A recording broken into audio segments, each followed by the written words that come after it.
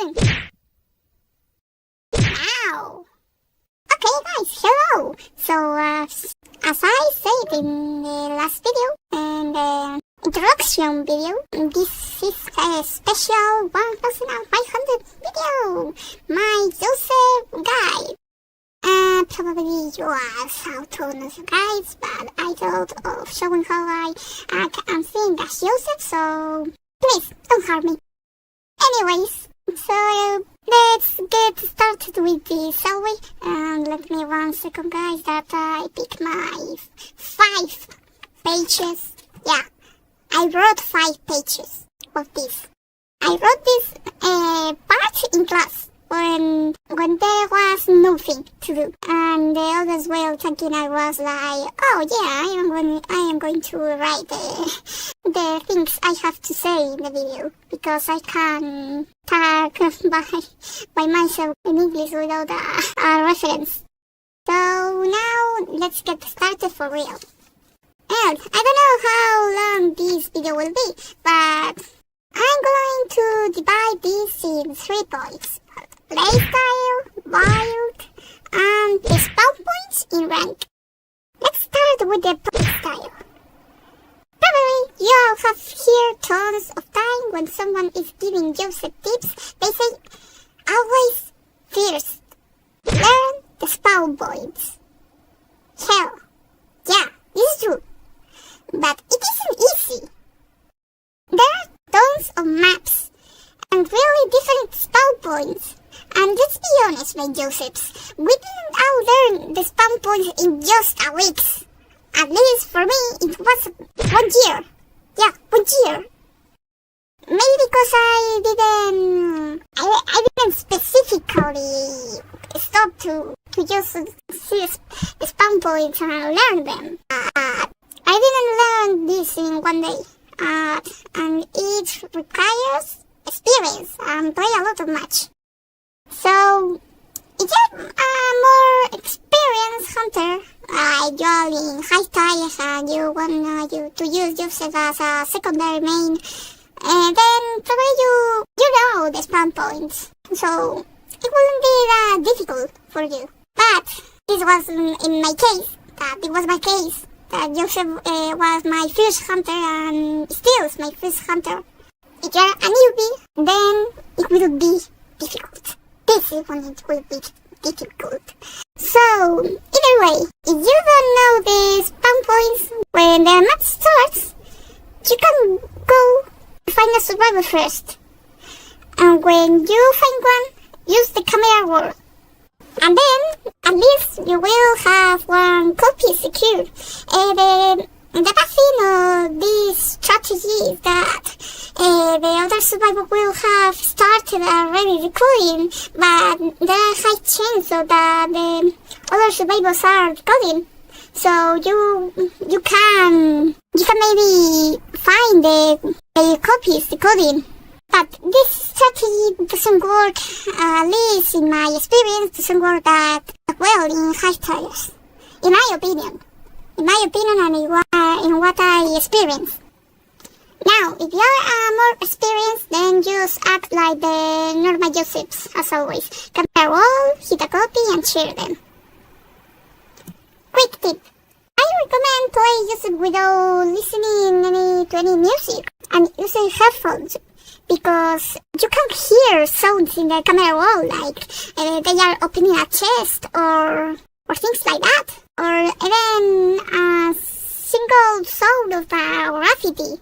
I found a lot of survivors when they used graffiti. Be careful, don't use graffitis or if you are against Joseph, because he can hear you. So yeah, here giving both tips for hunter and survivor. Yeah, I am the pro. And also, quick tip to find the copies. You can watch the minimap at the corner as you are walking. The survivors are like red points, and this may sound stupid, but I found a lot of survivors in the camera roll doing that. So it isn't stupid. because we just normally are very blind, so that is a very good help. Probably you all knew that, but for the ones who maybe didn't, I told them. So whether you use the, I don't know, the spawn points technique or the spawn points way, you hit the survivors, take him, and then look for other survivors. If you don't find more, just share the copy you got. Back in the real world, now a survivor is down. Do not waste time looking for that survivor, since it takes a lot of luck where the survivor is down, behind the places mainly, in the corners of the map, near another survivor, or near a cipher, which is normally the less probable. Basically, they will fall in the corners of the maps with a survivor next to them. So, to make the decoding progress slow down, go for another random survivor and try to chase them down. Look in the ciphers. Then, meanwhile you are chasing other survivor, one is down, another is hearing the down survivor. So it means 3 survivors are busy, and only one is decoding. This can mean that you can get a survivor chair at between 5 and 4 ciphers. Chasing. As most of you all know, Joseph isn't a hunter for chasing, so basically he works with camera wall. After the first camera wall, you will go towards the ciphers. To help you to know if the survivor that is down is near you, use this skill. When you are using Joseph, I recommend have always this skill on, because it can help you a lot. If you have that skill on, if that symbol is in the corner next to the minimap, then it means that a survivor is down, another survivor is near him, and then that's why the symbol appears, like how it's seen here. But if you find another survivor, like I said before, then try to chase them. I recommend to have Link with you. Also, remember, Joseph has a slow movement, but great hitbox. Either way, if survivors make extreme spins like that, then most probably you will fail the hit unless you turn fast like this. Blink can secure the first hit, and used well, it can be a dangerous weapon. At first, you will probably fail most of blinks. I still fail in them. You all saw sometimes how I fail them. So if you wish, you can practice in custom match, but honestly, for myself, I learned by failing and failing. To add up, there are pretty much possibilities that you get jump cards at early game. Use this second skill with survivors are looping. Turn around the place and then pay attention to the shiny moving spot. So when the survivor bots, then bump, you are already on the other side. But beware, because experienced survivors have knowledge about this from numerous matches. So, with high-tier survivors, play with their minds using a Catholic skill so you confuse them. Camping. Yippee for survivor chair! Now, what did you do to prevent the survivors coming to rescue? Well, Joseph is pretty meh in camping if you just started with him. But meaning, what you speak good then? Relax guys. Joseph is a great map damage controller as well in slowing decoding. Even with most survivors complain such a lot because of Joseph's long matches. So, in my opinion, he's a mental playing hunter. And also luck. Very much luck. After you have the third survivor cherry, you have this choice. 1. Chair first, camera later. Change the survivor and then use camera roll as soon as possible. So, you can either hit the rescue and make him rescue, so then same survivor rescues the now free chair copy, or wait without hitting the survivor rescue, so a second survivor leaves the coding and helps the rescuer to rescue the chair copy. Both can help. 2. Camera first, chair later.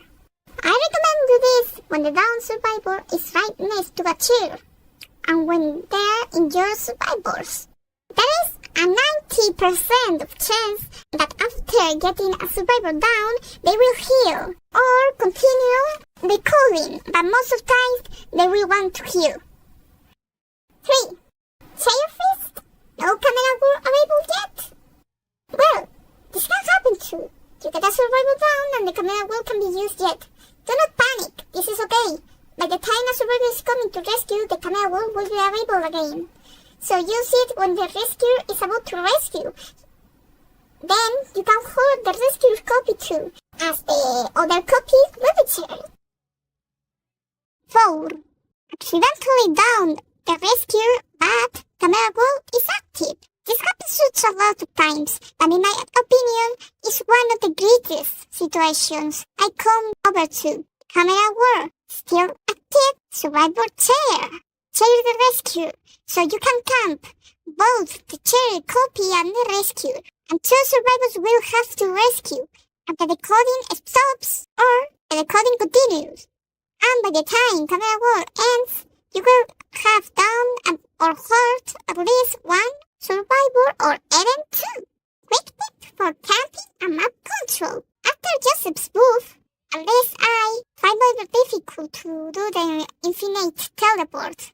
This tactic is based that after using cheat card, use it again right after their cooldown. So you will be able to do the teleport again. This can save the end of the match if you use it correctly.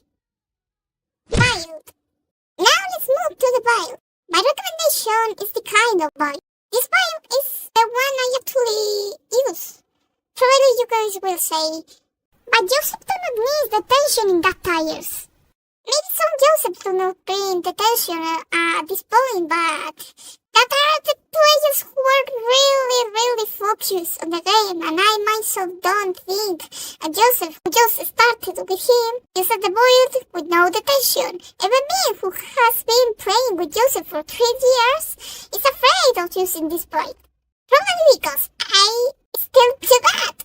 Anyways, this build is the one I works the best for me at these tires. Probably there are better builds than mine, but I share this one. Low tire build. If you're more low tire, around 1 and 2 or even 3, 5, but no more, then I recommend this build. This one, the first one I use in my life. And well, this one will go with teleport. It just has the tension. I used to deploy for such a long time, like 1 year or maybe a little more, until I became a C-batch user around a tire 4 too, more or less. At this time I started struggling touch a lot, because the survivors started breaching my teleports very easily, and Griffin started frying me. Before you all start saying, but the teleport trick works always for me. Guys, this works, yeah, but until elk or even low mammoth, or if you're a ticker or even a cyclops, and that works, then that survivors must be done. Why? Because when you do that trick, teleport is here by the survivors, and they go away right after hearing that. So, when you rank up, 1, when you start depending less on the trick, 2, you calculate perfectly the timing. But honestly, I don't know if second thing will always work. Haha. Now the level got just spoiled.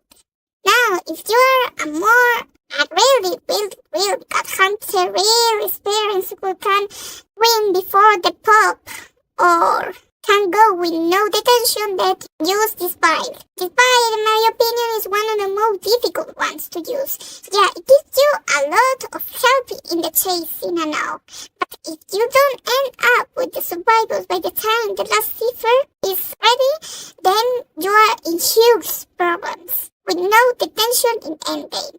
Personally, I tried a few times the level got boiled, but it was a lot of pressure for me. Maybe one day I can use the boil always. Rank match spawn points. In rank, if you are time 5 or more, then you will be able to choose a spawn point. But maybe if you have just started with Joseph, you are wondering, but what spawn points do I choose? Obviously, you have to appear next to a camera, so you can do right after spawning the camera work, and the survivors will have less time to hide.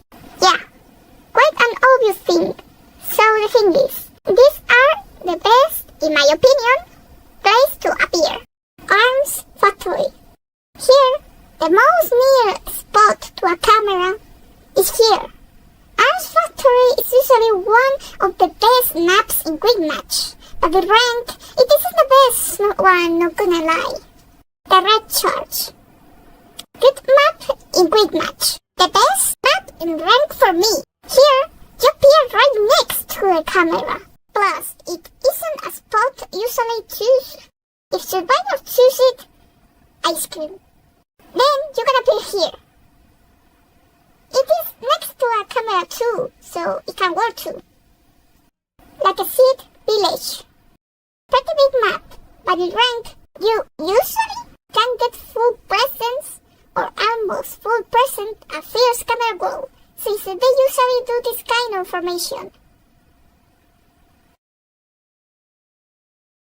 Well, now actualization, because I wrote this channel. Now, I have been finding this kind of formation in this map by the survivors. I don't know if it's a new one, because I started seeing this a couple of months ago. So, I don't know if it's new or if the survivors are starting to use it against me. But actualization. So this spot, apart from being basically next to the camera, can be so helpful. So you can do camera wall and move like this. Moonlit River Park. Another big map. This isn't the best one, so you have to walk a lot to get the first copies. And most of the time you will stay at one hit from jump card the first camera wall. Here is the best spot to appear, since it's right next to a camera. Sacred Hair Hospital, or whatever is it called. I think I wrote this map more or less as Arms Factory. But in Quick Match, it isn't the best map. Maybe because you have spawn points a little, I don't know. In rank, here is the best spot to appear. That thing is that it can be taken by most of time rescues like night or doctors, yeah. I saw them taking that place. Ever Sleeping Town. More or less the same as Moonlit River Park. A big map where you have to walk a lot.